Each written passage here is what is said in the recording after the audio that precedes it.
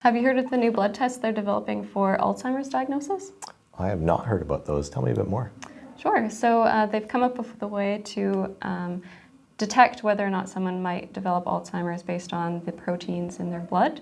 So rather than going through with more invasive or expensive procedures like spinal taps or PET scans, simply a blood test is done, and the existence of these proteins determines whether or not someone proceeds on for further testing.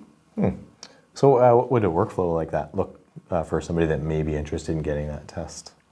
Yeah, so as I mentioned, rather than needing to go to a hospital, someone would go have their blood drawn just at their doctor's office, and then these blood samples would be analyzed, and if the existence of some of these specific proteins, if those specific proteins are in the blood samples, then the patient is often recommended for further testing, like a PET scan or a spinal tap, and then they're administered some treatment for Alzheimer's.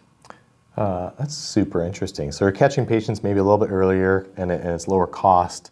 I would imagine that might also help pharmaceutical companies that are developing treatments to identify patients. Is that one of the use cases here? Or? Yeah, absolutely. So a lot of these drugs are more effective the earlier they're used. So this test is used to help people get that treatment faster, as well as on the research side, finding people to participate in clinical trials and tracking the efficacy of those drugs in the clinical trials. Well, that's super interesting. Are there any drawbacks associated with these tests?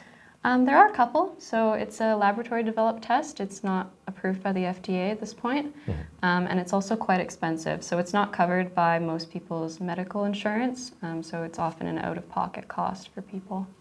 That sounds super promising, and I'm super excited for that general community and the ability for researchers to be able to identify patients and also hopefully treat earlier. Yeah, there's a lot of opportunity in the field, and looking forward to seeing where it goes.